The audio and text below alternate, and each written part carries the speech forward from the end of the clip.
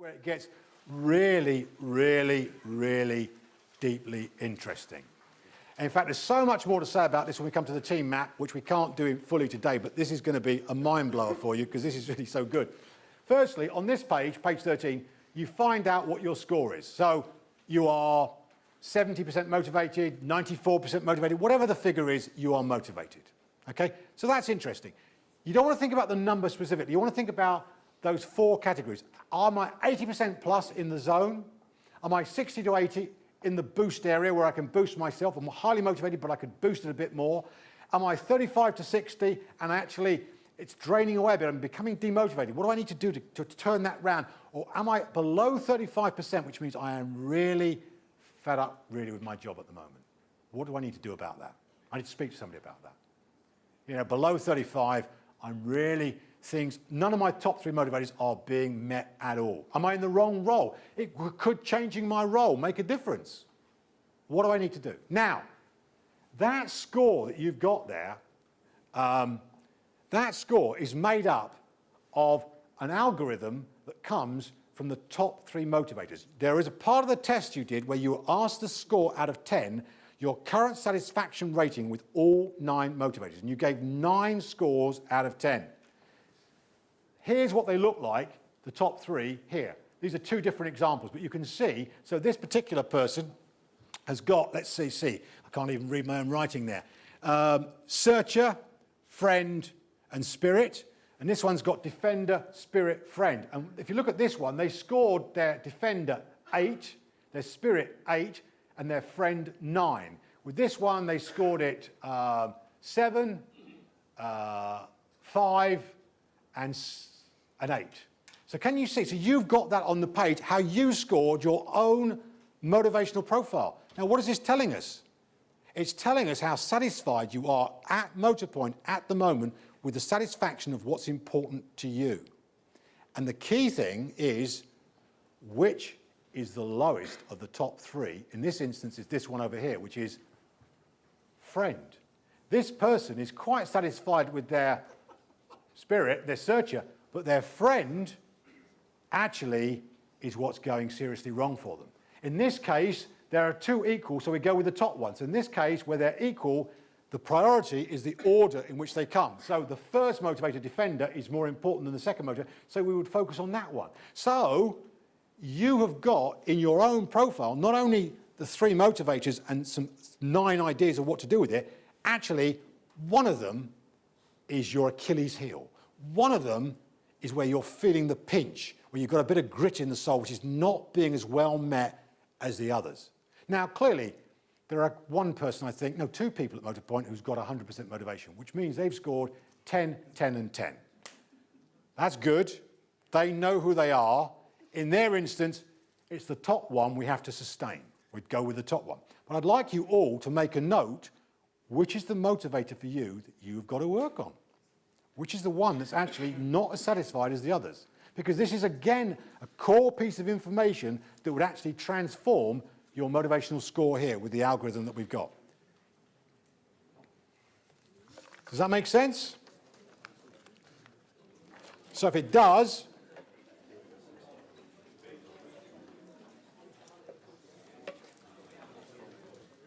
okay, I'm going to just give you 2 or 3 minutes to do this because we're going to run out of time if I don't. I'd like you to review your map. I'd like you to actually sort of summarize in your own mind what you've learned for this. What do you need to know from me while I'm here now? I want you to find, what do you need to know which isn't already apparent that would actually help you motivate yourself more effectively? What do you now need to know? So I want you to look at what we've learned so far. And the final thing in doing that is this. This is a very scientific system. It's very, very accurate. It's a self-perception inventory. It gets the result. It's number-driven. It's got a language. It's got a metric. It does it all. But on page 15, there is something that's very not scientific. It's called a Euclidean. And a Euclidean is Greek, and a Euclidean is something that happened in ancient Greece when you walk down the road, 2 old people, 2 old men, 2 old women were chatting in the courtyard or in an alleyway. They're going blah, blah, blah, blah, blah, blah. And as you walk past them, suddenly one of them says to the other, de-dirt, de-dirt, de-dirt, de-dirt, and you realise what they were saying applies to you. In other words, it was a message from the gods. There was a message from the gods. Now, the Cledon is a random from 100 quotations. It's a random quotation, a motivational quotation that comes from a database of 100 of them that has come out in your report. And the funny thing is, I'd like you to look at that and ask yourself, is that quotation speaking a message to you? And if you've got any doubt about it, check it with your partner next to you and say, hey, this is what I've got. I can't see how it applies to me. What do you think? You know about me. Ask the person next to you. Does this actually say anything? It's not just is that speaking to you? Have a look. Give you 3 minutes and I'm going to ask for some feedback on what you need, what isn't clear.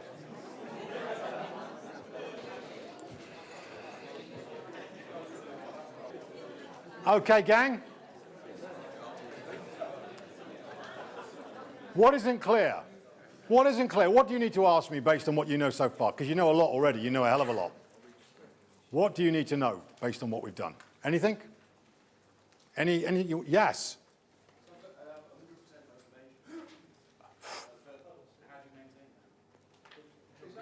Right, okay. Okay, so tell me. So what's your name, sir? What's your name? Steve Wright. Aren't you a disc jockey? Okay, what are your top 3 motivators? See, he's asked me the question, what do I do? Well, I can't possibly know until I know what the motivators are. So what are your top 3 motivators? Creator. Number 1? Yeah, number 2? Ah, interesting. So you've got a kind of a relationship one built into the top 3, okay? So you need to satisfy all of those 3 things on an ongoing basis. But, you know, you're 100% motivated, so we probably start at the top. So the number 1 thing for you in that instance would be your creator motivator. So we need for you to do a number of things. You need to plan for yourself a number of things that would actually meet the creator motivator. So actually, for example, if I were coaching you now, which I'm not, but if I were, I would actually be working with you on some innovative tools that enable you to creatively problem solve. Because creators love creative problem solving tools. So have you ever done things like 6 thinking hats and those kind of technologies where you actually have methodologies for solving difficult problems? You would love that. So I would actually arrange some training for you around, you know, creative problem solving. Secondly, just so it's not theoretical, I would want to give you some really big problem that we've got that we need a solution to. So something that's got teeth to it, something that you could really show your skills and knowledge at the best, but you could be driven by your need to solve the problem. Thirdly, the thing about creator motivators is they love creative environments. So I'd want to look at where you're currently working. Is this a grey office space? We need light, we need colour, we need rhythm, we need music, we need creativity. We need to surround you with creative stuff, and it can be small things to start with, but we need creative stuff around you to remind you of it. You know, the reason why so many factories are so dull and boring is because they look dull and boring, and people start adopting dull and boring stuff with that around them. Creators don't want that. They want actually a different kind of environment. So the environment for you is very, very important. Also, fourthly, because you are a creator, you like being in teams, particularly as a friend creator, you like being in teams where there's a kind of problem, but you're seen as being a key person in solving them.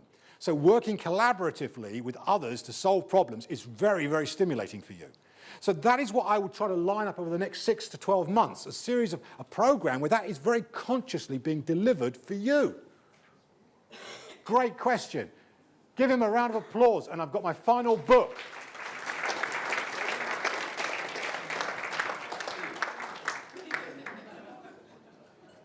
Steve Wright, you're a great guy, and thanks for the music. I've loved it all those years. Thank you. Okay, so I'm going to move on. We've taken a question, and I'm going to run out of time, I think, before I've done. So I'd like, if we could have the handout of the team map, that would be really good. Thank you very much, because I'm not going to spend long on this. It's just briefly to tell you that, you know, each of those 9 types has got a core thing that it's looking for. This slide's available to all the managers if you want it. You can get that from Claire. But basically, this is the opportunity for the manager when you've got a member of staff who's got that motivator. And here's what you demand for yourself. But this leads on to, there is a team map, which you're not getting a copy of today, but your individual map is 15 pages long. Your team map for your branches is 22 pages long. And on page 22, I'm going to leave that, you get the real metrics. You get this. And I've done it two ways. I've done it by location, and I've also done it by function. So we'll come back to the function in a minute. Let's go to the locations first. So what you get is just a whole bunch of numbers. So you get this. I've done this now for the teams themselves. I've done an organizational map for the teams, but it's exactly the same. So you could have John, Susan, Frederick, Jemima, all the names of your staff down here with the rank order of the team and their scores and other information, their 1, 2, 3 scores at the end of it. So what I've done this for now is actually just to show you how it looks, is for the teams themselves as they are on location around the country. So you can actually share. So I'm not sharing personal information, but I am sharing now what I call generic information around the teams. And you can see how fascinating this is. You can see, for example, that overall we're 77% motivated, a very, very high score. The RAG score is relationship 30, achievement 34, growth 36. So the company's tending, this group of people in this company are tending towards the blue rather than the red. They've got a change index score, which I'm not going to go into now, but basically above 50 means you are effective rather than efficient. So this is a group of people who like it to be effective rather than, say, efficiency. So that's actually, you're up for change, you like change. And then we come to the rank order. So when we look at it, and this is the people in this room, we look at the rank order and we say, number one, every single team, is it 13 or 14 teams here, has got searcher. And the dark red is number one, the orange is number two. In fact, it's all one or two. So, actual fact, massively, you are mission-led people, you are customer-centric people who want to make a profound difference. And this is the motivator beyond any other that we should be majoring on in terms of developing new people. Let's make a difference. Let's be the best. Let's be the benchmark for selling cars in the UK.